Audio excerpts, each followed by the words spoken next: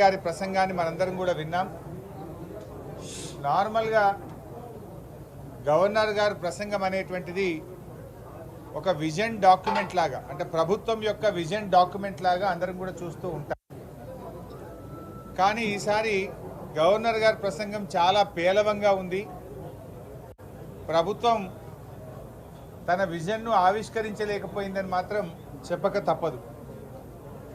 ఎందుకంటే హామీల అమలు గురించి ఎంతో ఆశగా ఎదురు చూస్తున్నటువంటి ప్రజలకు గవర్నర్ గారి ప్రసంగం తీవ్రమైనటువంటి నిరాశను మిగిల్చిందని చెప్పక తప్పదు. ఎందుకంటే గ్యారంటీల్లో ఇవాళ వృద్ధులకు వితంతువులకు 2000కు బదులు 4000 పెన్షన్ ఇస్తామన్నారు. దాని గురించి ఏదైనా గవర్నర్ గారి ప్రసంగంలో ఉంటుందేమో అని ఆశగా ఎదురు చూసినటువంటి ఆసరా పెన్షన్దారులకు నిరాశ మిగిల్చింది గవర్నర్ గారి ప్రసంగం.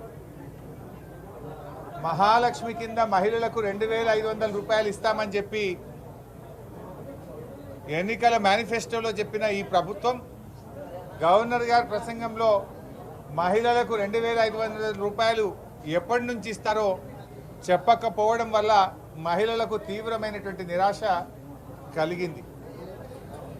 రైతాంగానికి మేము రాగానే వడ్లకు అన్ని పంటలకు 500 రూపాయల బోనస్ ఇస్తామని చెప్పినటువంటి ఈ పార్టీ మరి గవర్నర్ ప్రసంగంలో రైతులకు బోనస్ ఇచ్చే విషయంలో ఒక మాట కూడా చెప్పకపోవడం వల్ల రైతులకు తీవ్రమైనటువంటి నిరాశ కలిగింది. ఇవాళ గవర్నర్ గారి ప్రసంగం రాష్ట్ర ప్రజలకు భవిష్యత్తు మీద విశ్వాసం కల్పించలేకపోయిందని మాత్రం చెప్పక తప్పదు.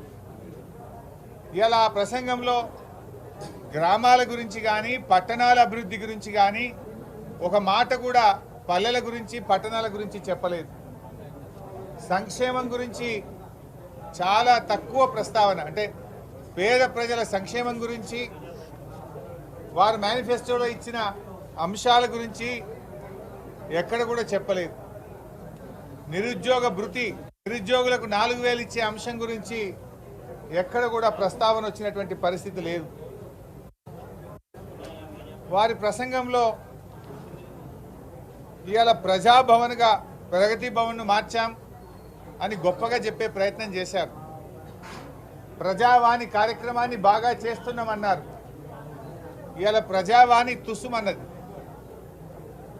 ప్రజావాణి వాళ్ళ మేనిఫెస్టోలో ఏం చెప్పారు? ముఖ్యమంత్రి గారు స్వయంగా ప్రతిరోజు ప్రజల నుంచి విజ్ఞప్తులు స్వీకరిస్తారు అని చెప్పారు. ఒక్కరోజు మాత్రమే ముఖ్యమంత్రి గారు పోయి ప్రజల నుంచి విజ్ఞప్తులు స్వీకరించారు. రెండవ రోజు నుంచి మానేసినారు.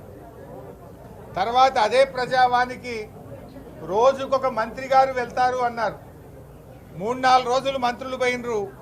తర్వాత ఆ ప్రజావానికి మంత్రులు పోవడం కూడా బంద్ అయిపోయింది.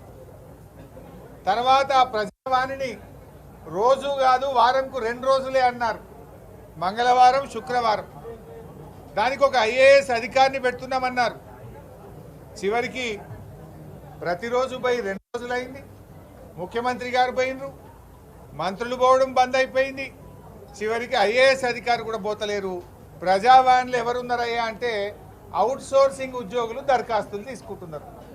ఇది మీరు గొప్పగా చెప్పిన ప్రజావాణి యొక్క పరిస్థితి.